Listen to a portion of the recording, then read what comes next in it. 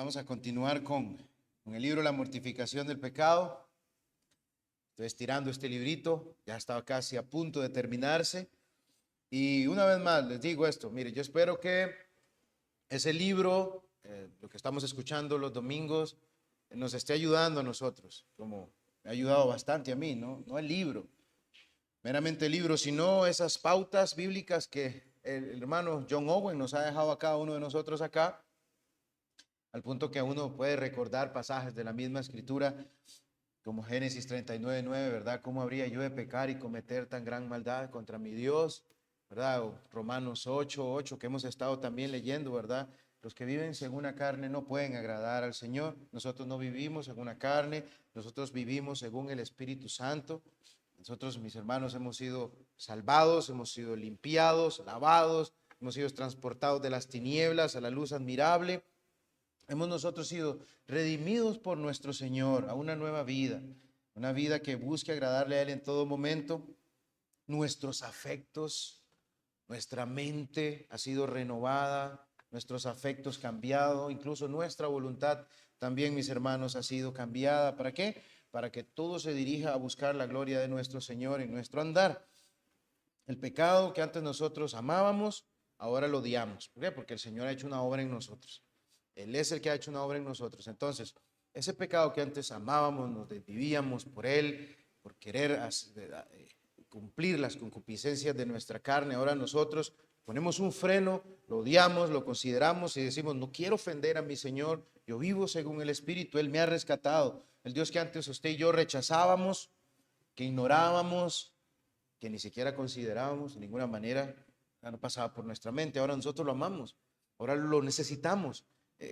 Tenemos la Biblia, queremos leerla, queremos orar, lo necesitamos. Venimos los domingos, ¿por qué? Porque lo ocupamos, lo necesitamos.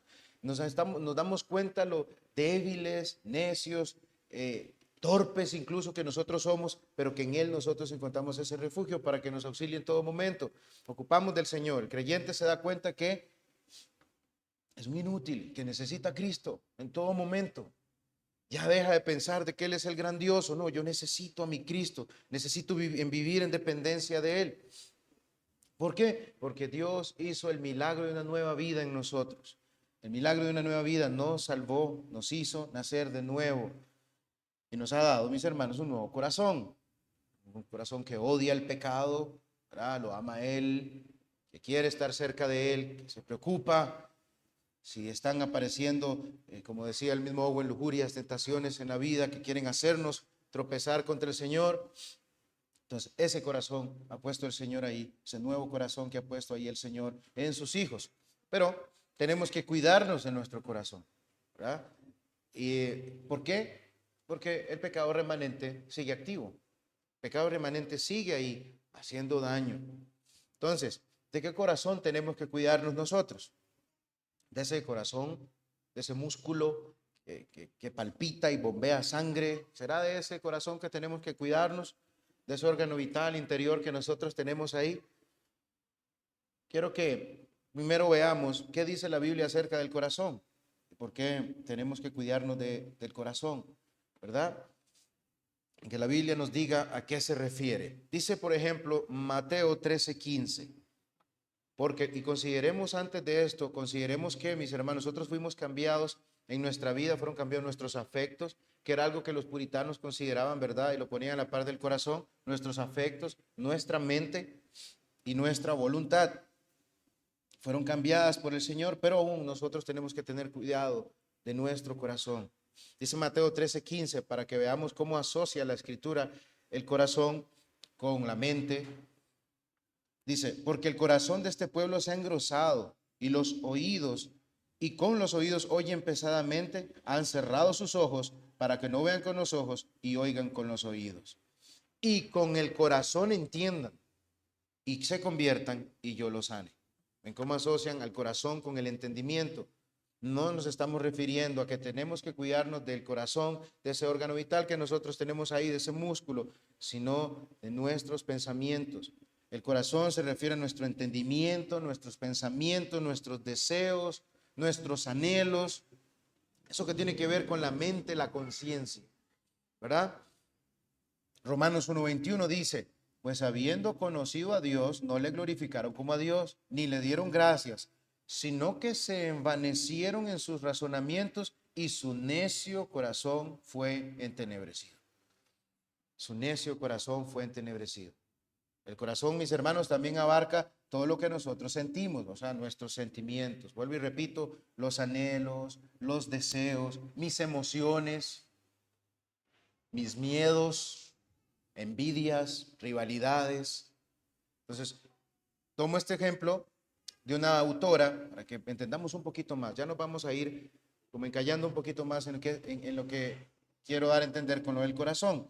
Hay una autora que se llama Ellis Fitzpatrick, que da un ejemplo muy bonito. Dice así: por otra parte, nuestro yo interior o corazón es lo que los puritanos llamarían afectos. Esta palabra se usa como nosotros normalmente usaríamos la palabra corazón en nuestra cultura. Cuando decimos que tenemos roto el corazón, no queremos decir que nuestro pensamiento está dañado, que nuestro corazón físico no está funcionando correctamente. Lo que queremos decir es que nuestros sentimientos y anhelos están tristes. ¿Sí entienden ahora a qué se refiere entonces la Biblia con corazón? Anhelos, sentimientos, rivalidades, envidias, miedos. A eso se refiere. El Salmo 24 dice: te dé conforme al deseo de tu corazón y cumpla todo tu consejo. Josué 14:8 dice: mis hermanos, los que habían subido conmigo, hicieron desfallecer el corazón del pueblo, pero yo cumplí siguiendo a Jehová mi Dios. Hicieron desfallecer el corazón del pueblo. Es cuando se decía que un corazón estaba apocado, era porque tenía miedo. Entonces ven cómo la Biblia a lo que se refiere con el corazón son a ese interior nuestro, esos afectos que cada uno de nosotros tenemos. Vean, hermanos, cómo el corazón afecta en muchas áreas de nuestra vida. Miedos, tristezas, cómo nos sentimos, el humor viene ahí con el corazón. De diversas maneras lo afecta. Tanto así, mis hermanos, que nosotros podemos hacer cosas contrarias a la voluntad de nuestro Dios, aun cuando como creyentes sabemos qué es lo que el Señor a nosotros nos pide. Eso también lo vimos el domingo. Romanos 12:2 dice: no os conforméis a este mundo. Esto lo vimos nosotros el domingo pasado, sino transformaos por medio de la renovación de vuestro entendimiento, para que comprobéis cuál sea la voluntad de Dios, agradable y perfecta. Necesitamos que el Espíritu Santo a nosotros esté renovando nuestro entendimiento. ¿Para qué? Para ver qué es lo que Dios pide de nosotros, qué es lo bueno, qué es lo malo, qué es lo que yo debo hacer, para que hagamos lo que el Señor manda. Otra vez dice esta autora: la mente y los afectos informan a la voluntad sobre el mejor curso de acción, y entonces la voluntad va a actuar conforme a eso. Entonces mi mente se está renovando. ¿Para qué? Para comprender qué es lo bueno, qué es lo que el Señor llama agradable y perfecto. ¿Para qué? Para que yo comience con mi voluntad a hacerlo, ¿verdad? Me estoy renovando mi mente. Estoy cuidando de mi corazón. Pero si no lo hago, entonces mi voluntad se va a ver afectada para hacer lo que va contrario a la voluntad de Dios. Entonces, si mis pensamientos están siendo inmorales, mis afectos se van a tornar inmorales. Entonces el pecado toma ventaja de eso. ¿Y cómo nos va a llevar? A accionar. Mi voluntad me va a llevar entonces a accionar o actuar de manera pecaminosa, inmoral o vulgar. Un ejemplo: si mi pensamiento es pereza, ¿verdad? Si mi pensamiento es pereza de venir a la iglesia el domingo, entonces mi anhelo no va a ser querer venir para acá, ¿verdad? ¿Y cómo voy a actuar? Quedándome en la casa. Ejemplos muy pequeñitos. Entonces, ven cómo el corazón puede ser afectado de manera buena, donde el Señor renueva nuestro entendimiento para comprobar qué es lo bueno y perfecto y actuar conforme a la voluntad de Dios. Pero también, si nosotros, mis hermanos, nuestro pensamiento lo utilizamos de esa manera, de una manera inmoral, nuestros anhelos se van a hacer inmorales y yo voy a actuar inmoralmente. Lo mismo con este ejemplo de la iglesia. Dice, por ejemplo, Jeremías 17:9: porque conocemos lo malo que es el corazón. Engañoso es el corazón más que todas las cosas y perverso. ¿Quién lo conocerá? Entonces, por eso nosotros debemos cuidarnos de nuestro corazón. Si el Señor nos ha puesto un nuevo corazón, nos ha dado un nuevo corazón de carne para amarlo a Él, para que esos afectos, mis hermanos, busquen siempre estar en Él, para buscar hacer su voluntad, para que mis pensamientos y todo lo que hay en mi mente sea llevado cautivo al Señor. Y también nosotros tenemos que cuidarnos porque nuestro corazón es bien engañoso. Todos sabemos que es así. Entonces, en un momento nosotros podemos estar pensando algo, ¿verdad? Nuestro anhelo va a ser algo malo y luego vamos a actuar mal. Por eso debemos cuidarnos de nuestro corazón. Nos puede engañar. Y específicamente Owen en el libro habla de una paz falsa que el corazón a nosotros nos puede traer. Una paz falsa. O sea, yo sé que alguien puede decir, mira, eso es redundante, eso es repetitivo, ya nosotros lo vimos anteriormente, que ya habían mencionado acerca de esa paz que el corazón nos habla y nos dice, tranquilo, no pasa nada, ¿verdad? Eso que usted está haciendo no está mal, los demás lo hacen peor, ¿verdad? Fulanito se pasa a veces, pero no se preocupe. Paz, alma mía, descansa, reposa, haz ese montón de cosas y no te preocupes, ¿verdad? Ya habíamos visto esa parte. O que no es la gran cosa, todo el mundo lo hace, ¿verdad? Entonces, nosotros no podemos dejar que el corazón siga hablándonos a nosotros de esa manera. Debemos considerar qué es lo que tiene que decirnos el Señor a nosotros. Ya vimos nosotros la ley, luego vimos el Evangelio, que era lo que nos decía. Ahora vamos a ver cuál es el veredicto de Dios, ¿verdad? Que ese es el que nos interesa, no que el corazón nos esté engañando. Ese es el veredicto del Señor, el que a nosotros nos interesa, ¿verdad? Para poder decirle a mi alma, ahí sí, paz, alma mía, descansa en lo que ha dicho el Señor. Entonces, ¿cómo podemos nosotros combatir contra un susurro del corazón, que es un susurro bastante agradable? Quédese ahí tranquilo, eso que usted está haciendo no importa, los demás se pasan, como ya repetí. Dios a nosotros nos ha dado una conciencia, hay una voz ahí de Dios. Entonces nosotros tenemos que escuchar qué es lo que nos dice el Señor. Para eso también llenamos nuestra mente de la Escritura, ¿verdad? Y memorizamos la Escritura, o cuando vamos pasando por la Biblia, van quedando pasajes que nos ayudan a nosotros. Mira, este lo voy a utilizar por cualquier cosa.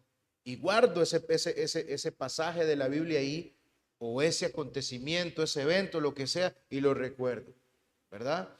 Conmigo llega un momento de angustia, un momento de tristeza, y recuerda uno a algún pasaje de la Escritura donde dice, no, Señor, con ellos está el brazo de carne, pero con nosotros está Jehová. Y eso comienza a llenar. Entonces, eso es lo que nosotros tenemos que hacer, escuchar esa voz del Señor, recordar lo que el Señor nos ha dado en las Escrituras, sus promesas. Entonces, cuando pequemos o seamos conscientes de que alguna concupiscencia, una tentación, una lujuria se está viniendo a inquietarnos a nosotros, ya nosotros tenemos que escuchar esa voz del Señor. ¿Cómo? En la Escritura que Él nos ha dejado, ¿verdad?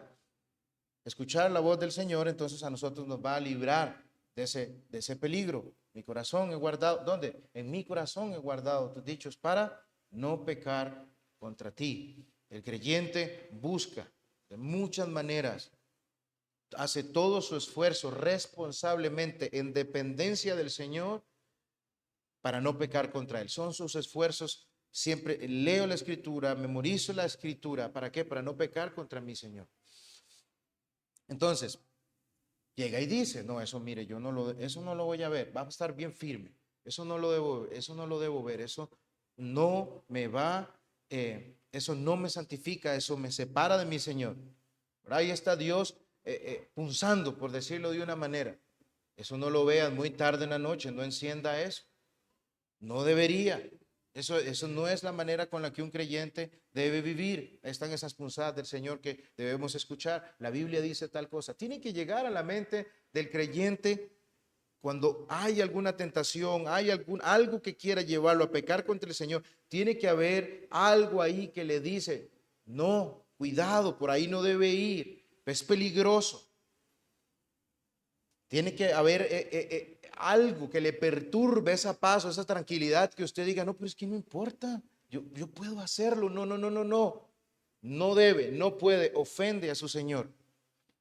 Dios ya lo perdonó, tranquilo, vaya, haga, vea, diga, piense. No, Señor ya me ha perdonado, pero no para vivir esclavo a, sino para seguirlo a Él. Eso no lo voy a decir, eso no lo voy a hacer entonces. No voy a pasar por ahí, No me voy a desviar para ir por ese lugar, no lo voy a hacer. Entonces, ahí está el Señor pulsando, de tal manera que entonces el creyente recuerda esos pasajes de la Escritura, esas promesas. Entonces dice, yo no voy a pecar contra mi Señor. ¿Cómo habría yo de cometer esta gran maldad? Yo no estoy bajo el dominio de la carne, yo estoy bajo el dominio del Espíritu Santo de Dios y yo quiero obedecer a mi Señor. Dios ahí, mis hermanos, en esa voz nos está cuidando a nosotros, está cuidando nuestras almas. Nos metemos nosotros en peligro si nosotros tratamos de callar esa voz. Si nosotros tratamos, mis hermanos, de no oír más eso, de no guardar en nuestra mente y atesorar en nuestro corazón, en nuestra mente, las preciosas palabras que el Señor nos ha dejado para que podamos nosotros combatir contra el pecado. Callar la conciencia, ignorarla, apagar cualquier grito ahí de la conciencia que diga eso, no lo tienes que hacer porque ofende al Señor. Eso es pecado, hijo mío, no lo hagas. ¿Verdad? Con un malentendimiento de es que yo estoy bajo la gracia, a mí no, ya el Señor me ha perdonado, yo no tengo que, ¿verdad? Se cobijan con ese manto de gracia y puedo seguir debajo de ahí en mis fechorías y mi pecado. Ese es un mal entendimiento. El que el creyente escucha el grito de la conciencia donde el Señor le está hablando y dice, esto ofende a mi Señor. Si usted calla eso y usted quiere seguir en su pecado, lo va a llevar a la ruina. De un momento a otro usted se va a ver en picada. Owen recuerda cómo los profetas de Israel le hacían daño al pueblo de Dios de esta manera. Miren, Jeremías 6:14. Y curan la herida de mi pueblo con liviandad, diciendo paz, paz, y no hay paz. Y estos profetas eran culpables de andar diciéndole a toda la gente ahí, no, tranquilos, paz, no hay ningún problema. Israel, no se preocupen. Cuando ¿qué les había dicho el Señor? Ustedes se van a Jeremías 6, del 13 al 21. Vamos a Jeremías 6, por favor, del 13 al 21.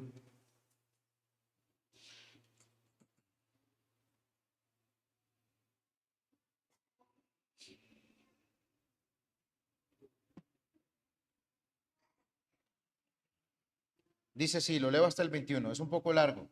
Porque desde el más chico de ellos hasta el más grande, cada uno sigue la avaricia. Y desde el profeta hasta el sacerdote, todos son engañadores. Y curan la herida de mi pueblo con liviandad, diciendo paz, paz, y no hay paz. Se han avergonzado de haber hecho abominación. Ciertamente no se han avergonzado, ni aún saben tener vergüenza. Por tanto, caerán entre los que caigan, cuando los castigue, caerán, dice Jehová. Así ha dicho Jehová, paraos en los caminos y mirad y preguntad por las sendas antiguas, cuál sea el buen camino y andad por él, y hallaréis descanso para vuestra alma. Mas dijeron, no andaremos.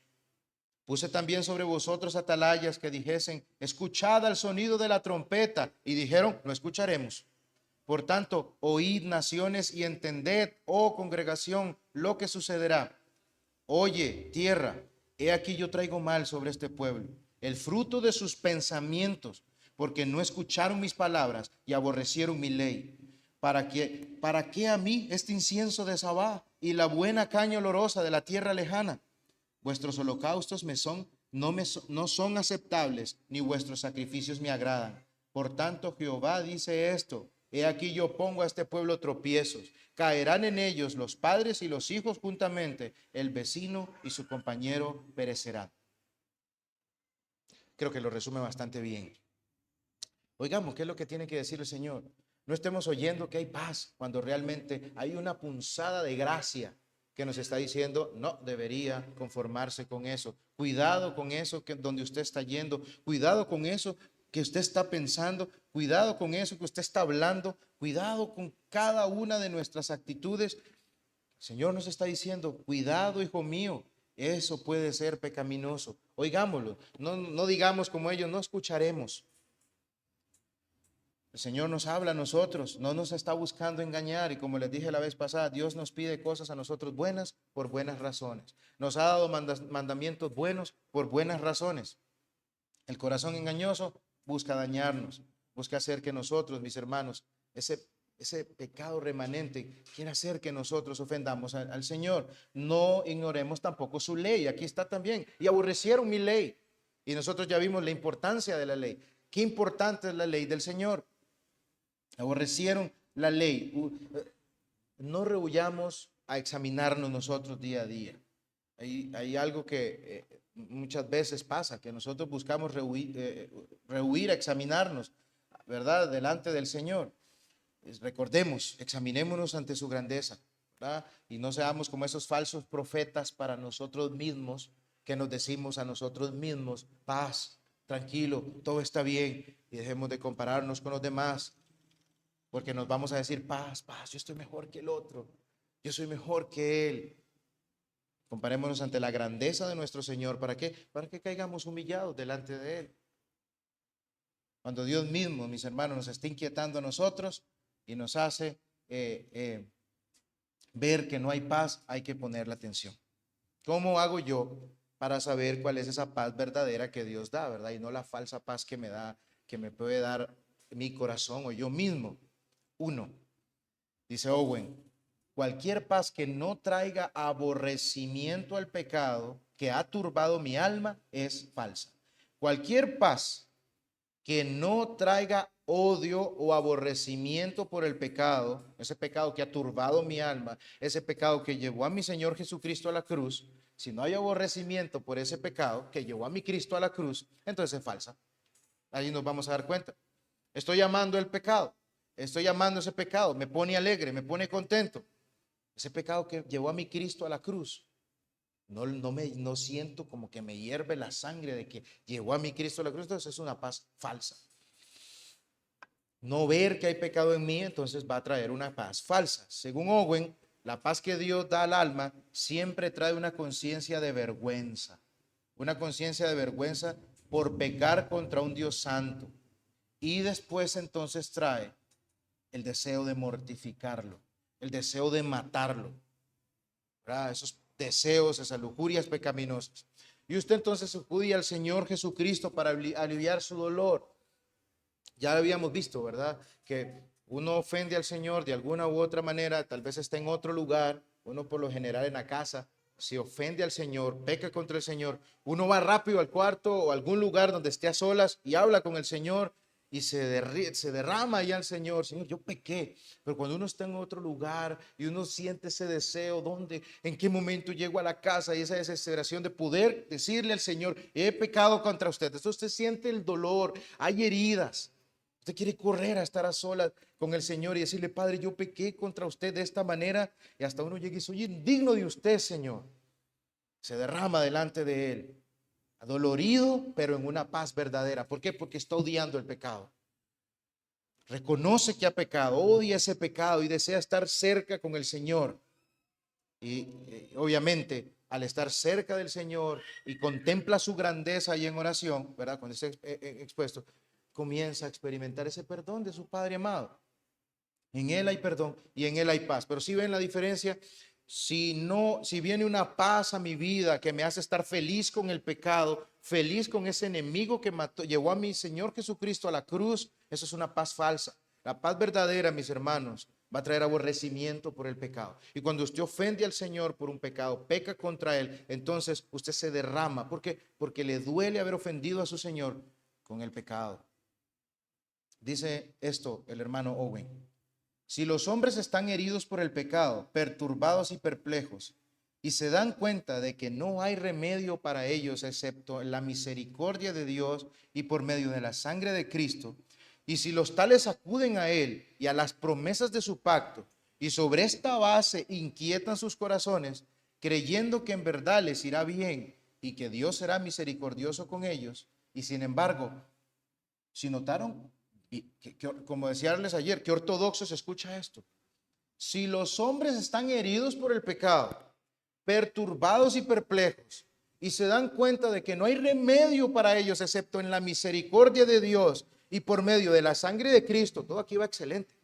Y si los tales acuden a Él y a las promesas de su pacto, y sobre esta base inquietan sus corazones, creyendo que en verdad les irá bien y que Dios será misericordioso con ellos, y sin embargo no detestan con odio absoluto el pecado en cuestión, esto es sanarse a sí mismos y no ser sanados por Dios. Eso a mí me dio miedo. Esto es como el viento grande y fuerte del cual el Señor estaba cerca, pero el Señor no estaba en él, en Elías. Solo en Cristo hay sanidad. Solo, ¿sabe, hermanos? Puede llegar, lo que Owen está diciendo aquí es que puede llegar una persona a decir, he acudido al Señor, pero sigo amando mi pecado. No detesta con odio absoluto el pecado. Eso está, usted se está sanando a usted mismo. Se está diciendo, pasa a usted mismo de alguna manera. Tiene que detestarlo, tiene que odiarlo. Solo en Cristo hay sanidad, según Owen, y es lo que nosotros creemos. Solo en Cristo hay sanidad. Solo aquel que fue traspasado por nuestros pecados es el único que puede traer paz a nosotros. Y el creyente ve al traspasado y se lamenta, porque fueron nuestros pecados los que traspasaron a nuestro Señor. Zacarías 12:10, y ustedes lo pueden leer. Dice unas estrofas de unos himnos. Fue el rescate eficaz solo de Jesús la sangre. Trajo santidad y paz solo de Jesús la sangre. Veo para mí salud, sanidad, solo de Jesús la sangre. Tiene de sanar virtud, solo de Jesús la sangre. Según Owen, en ninguna manera nosotros, mis hermanos, podemos traernos una paz verdadera a nosotros si no es en el Señor Jesucristo. Nosotros no podemos traernos una sanidad verdadera si no es en el Señor Jesucristo. Entonces, cuando venimos a Cristo por sanidad y paz, miramos a Cristo, a su sangre derramada, esa sangre del pacto que derramó Él por usted y por mí en aquella cruz. Miramos sus sufrimientos, ¿verdad? Porque por sus llagas nosotros fuimos sanados, ¿verdad? El castigo de nuestras rebeliones cayó sobre el Señor Jesucristo y sobre Él, ¿verdad? Que Él recibió ese castigo, vino nuestra paz. Entonces, ven cómo Cristo sana, cómo el Señor Jesucristo nos da una verdadera paz. Isaías 53:5 dice, mas Él herido fue por nuestras rebeliones, molido por nuestros pecados, y el castigo de nuestra paz fue sobre Él, y por su llaga fuimos nosotros curados. Ahí está. El versículo, el capítulo 53:5 de Isaías nos resume esa parte. Cuando entonces nosotros venimos a Cristo y el corazón a nosotros nos quiere engañar, nos quiere desviar del Señor, ¿verdad? Comenzamos a considerar sus angustias, sus dolores. Recuerden cómo cargó esa cruz de 80 kilos, golpeado, latigado, ¿verdad? De haber sido terriblemente azotado, denigrado como humano, lo humillaron, ya débil probablemente. Entonces, cuando dejamos que la conciencia nos hable del amor del Señor Jesucristo, nosotros es lo que tenemos que hacer. O sea, quiere una lujuria, una tentación dañarnos a nosotros. Traiga a Cristo. Tráigalo vívidamente allá a su mente, cómo el Señor Jesucristo pagó por mí. ¿Tenía Él que hacer eso por mí? Entonces, eso va a ir haciendo, mis hermanos, que nosotros nos comencemos a alejar del pecado. Entonces, eso nos va a comenzar a traer paz. El Espíritu Santo va a comenzar a fortalecernos ahí cuando comenzamos a pensar en Cristo y lo que hizo Él en aquella cruz. Y va a comenzar nosotros a sentir cómo lo mataron, cómo me lo latigaron, cómo me lo humillaron. Sugel decía, no, nunca piense que Él estaba ahí con un trapito aquí en sus genitales. No, se lo quitaron todo al fin de humillarlo por completo, a mi Cristo, al que yo amo tanto. Entonces, el pecado fue el que lo llevó ahí. Yo debo odiar el pecado y me avergüenzo de cuando he pecado contra mi Señor al verlo a Él ahí en la cruz pagando por mí. La paz falsa que nos habla el corazón no trae, mis hermanos, aborrecimiento por el pecado. En cambio, cuando Dios habla, trae paz. Llena nuestras almas de dolor, de vergüenza por el pecado, y a nosotros nos trae eso de cómo yo pude haberme alejado del Señor por culpa de un pecado. Y viene el arrepentimiento. Segunda de Corintios 7:11 dice, porque aquí esto mismo de que hayáis sido contristados según Dios, qué solicitud produjo en vosotros, qué defensa, qué indignación, dice ahí el apóstol Pablo, qué temor, qué ardiente afecto, qué celo y qué vindicación. En todos os habéis mostrado limpios en el asunto. Una de las cosas que Pablo menciona acá, y lo puse ahí, es que se indignaron estos hermanos por el pecado. El Señor había hecho una obra en ellos, y una de las cosas que trajo en esa renovación, esa obra que el Señor hizo sobre estos hermanos de Corintios fue indignarse por el pecado e incluso por ellos mismos, por cómo han ofendido al Señor. Uno mismo, mis hermanos, nosotros mismos hemos vivido ese momento donde pecamos contra el Señor, ya se los dije anteriormente, usted se siente indigno del Señor, pero no es ahí donde dice, no, Dios, ¿yo cómo me voy a acercar a usted si yo he pecado? No, qué bárbaro, ¿cómo voy a hacer eso? No haga caso a lo que le está diciendo ahí. Vaya al Señor Jesucristo ahí, dígale, Señor, he pecado contra usted. Es como que uno dice, pero caramba, ¿por qué? Dan ganas de golpearse y decir, ¿qué hay en esta cabeza? Y sigo ofendiendo a mi Señor, soy un miserable, ¿qué fue lo que me pasó? Pero vaya al Señor Jesucristo y dígaselo ahí a Él. Y no como el pecado va a buscarnos, tranquilo, si no fue nada. Que haga que esa culpa se sienta chiquitita, siéntala. Y vaya al Señor Jesucristo, llévela a Él. Es el único que necesita usted llegar y decirle esas cosas. Termino con una pregunta del Catecismo de Heidelberg que dice, ¿qué es morir al viejo hombre? Dice la respuesta, es sentir tristeza verdadera por el pecado, aborrecerlo cada vez más y apartarse de él.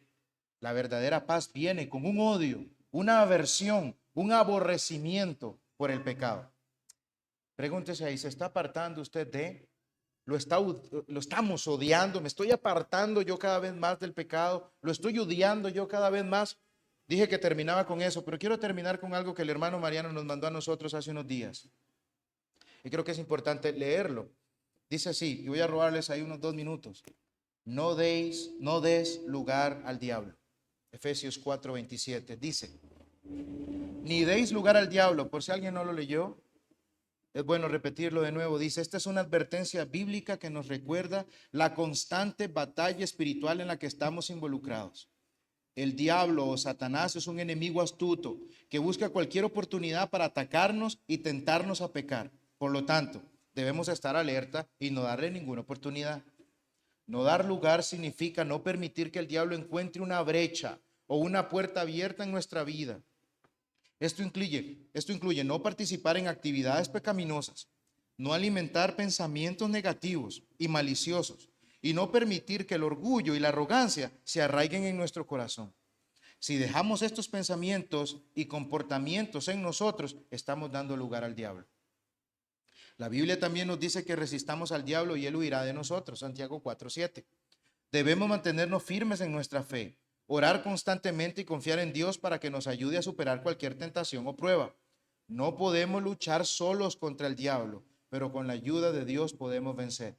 En resumen, esta advertencia bíblica es una llamada a estar vigilantes y cuidadosos para que no demos lugar al diablo en nuestras vidas. Debemos resistirlo y confiar en Dios para superar cualquier tentación o prueba. Entonces, creo que se une muy bien esto a lo que venía acá. Hermanos, esto es todo por este domingo. Si Dios lo permite, nos vemos la siguiente semana.